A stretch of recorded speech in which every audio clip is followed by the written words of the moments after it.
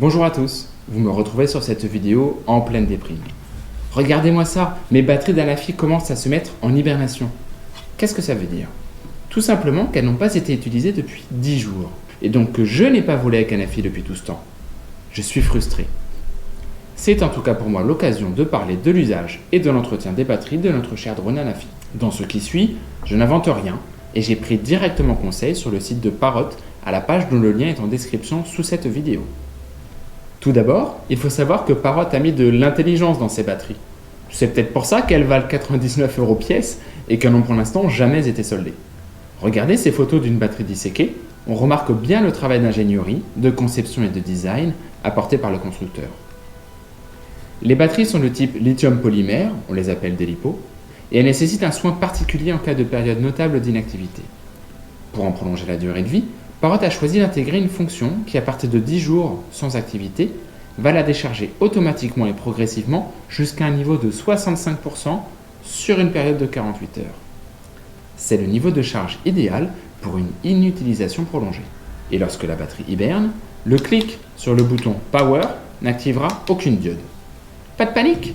Aussitôt raccordée au secteur, elle sortira d'hibernation et se mettra de nouveau en charge. C'est d'ailleurs l'état dans lequel se trouve votre batterie lorsque vous déballez votre drone Anafi pour la première fois. Voici donc quelques conseils pour optimiser la durée de vie de votre batterie. Commençons par la recharge. La batterie est fournie avec un câble USB-C vers USB classique, mais pas d'adaptateur secteur. Utilisez donc votre port d'ordinateur ou un chargeur de téléphone portable ou de tablette. Vous pouvez aussi bien utiliser votre powerbank lorsque vous êtes en déplacement. En fonction de la puissance de sortie du chargeur, la durée de la recharge complète pourra être améliorée. Personnellement, j'utilise un chargeur d'iPhone qui délivre 1 A ou un chargeur d'iPad qui en assure 2,1. En déplacement, j'utilise aussi ma banque de 20 000 mAh qui en sort aussi 2,1 A. Avec ces faibles intensités, pas de surprise, on est entre 4 et 5 heures pour une recharge complète. Alors je ne suis pas un pro de l'électricité, mais globalement, j'ai la conviction que la recharge douce à moins fort opérage esquinte moins les composants de la batterie. Bien que Parrot, sur leur site, assure la compatibilité avec les chargeurs Power Delivery qui distribuent jusqu'à 5 A. Personnellement, je n'ai jamais testé. Et vous?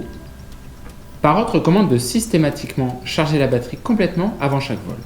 Est-ce un conseil pour optimiser la batterie ou élargir la durée de vol du drone et donc la satisfaction de ses clients? Je ne sais pas. Petit conseil d'ailleurs, laissez refroidir votre batterie avant de la mettre en charge. En gros, que les réactions chimiques qui se passent à l'intérieur s'arrêtent avant d'entamer un nouveau cycle de recharge complet.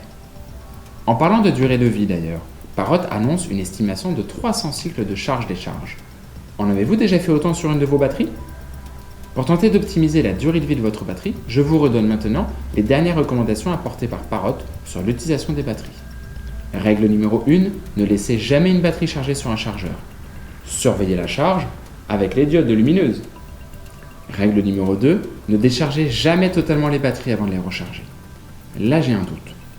Est-ce que lorsque le drone atterrit tout seul pour cause de batterie faible, la batterie est alors estimée comme totalement déchargée? Ou est-ce que les 2% restants permettent d'assurer la bonne vie de la batterie? J'ai sollicité le support technique de Parrot et je mettrai dans les commentaires de la vidéo la réponse qui me sera apportée. Règle numéro 3, n'exposez jamais les batteries LiPo à des températures très basses ou très élevées. Ok, donc attention à ne pas exposer les batteries au soleil ou à les conserver trop près du chauffage. Règle numéro 4, ne stockez jamais une batterie totalement déchargée. Du coup, rechargez-la systématiquement en revenant de chaque vol et elle se mettra elle-même en hibernation au bout de 10 jours si vous n'avez pas reprogrammé de nouvelles sorties avec votre drone. Règle numéro 5, chargez votre batterie entièrement lors de la première utilisation. Règle numéro 6, ne chargez pas une batterie encore tiède. Règle numéro 7, rechargez la batterie après chaque utilisation en respectant le délai de 20 minutes. Règle numéro 8, transportez toujours votre batterie dans un sac avec protection anti-feu. Règle numéro 9, respectez toujours le temps de charge indiqué sur la notice. Enfin, conseil numéro 10, n'utilisez jamais une batterie gonflée ou endommagée. Par chance, je n'ai pas encore eu ce cas, mais vous pouvez vous rendre sur cette vidéo de l'ami CCJ Dany, à qui c'est arrivé, avec le lien en description. A noter d'ailleurs que Parrot a pris en garantie l'incident arrivé à la mi-June.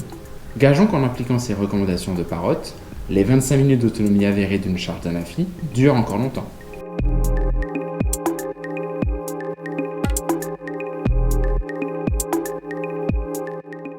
Voilà, cette vidéo est maintenant terminée et le temps à Paris c'est presque découvert. C'est peut-être l'occasion d'aller se frotter aux températures extérieures qui ont bien chuté entre-temps. J'espère que ce reportage sur les batteries d'Anafi vous a plu et si c'est le cas, n'hésitez pas à me le faire savoir avec un pouce vers le haut et à me motiver à continuer de créer du contenu en vous abonnant à ma chaîne. Je vous remercie et vous souhaite de très bons vols. À bientôt!